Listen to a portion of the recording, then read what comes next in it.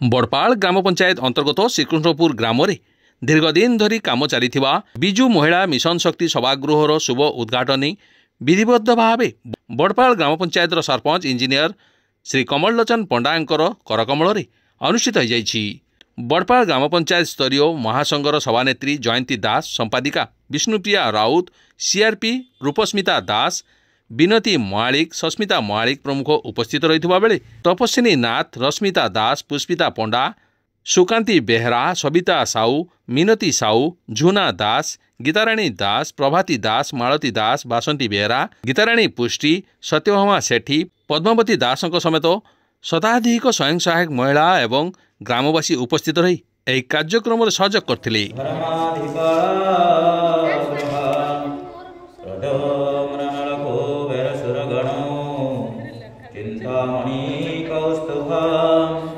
स्वामी शक्ति धरन तुलांगल धर पूर्वंतु तेर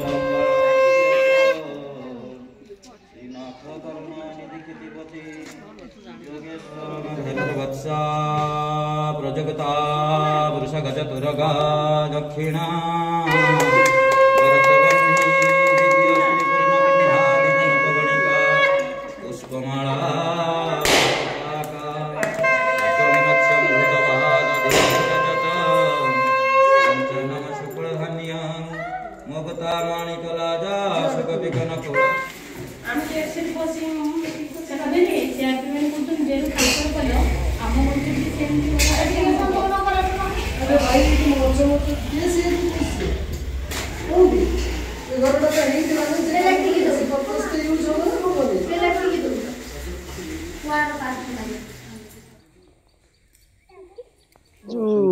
श्रीकृष्णपुर ग्राम रे आम गाँ आम विकास 2019-20 वर्षर जोटा दिखाई प्रकल्प सेटा काम सरी भी आ किसी काम अधूरा थिला जार कंप्लीट हो सारी तार आज इनागुरेसन कराला। जो आंचलिक मंच श्रीकृष्णपुर आंचलिक मंचर जो माँ मैंने अच्छा से सभा समिति असुविधा नाना असुविधार सम्मुखीन होगा पड़ूला। आशा करुच्ची घरटा इनागुरेट है से असुविधार सम्मुखीन हेनी।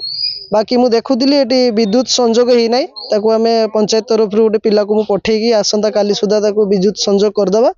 तत्सहित आमर ब्लॉक तरफ गोटे कम्युनिटी टॉयलेट प्रकल्प ये अच्छी 1.5 लाख टंकार से भी यथा संभव जते जल्दी हम सारदेले इटिकार महिला मानकर से दरकार आसो उपयोग लगे।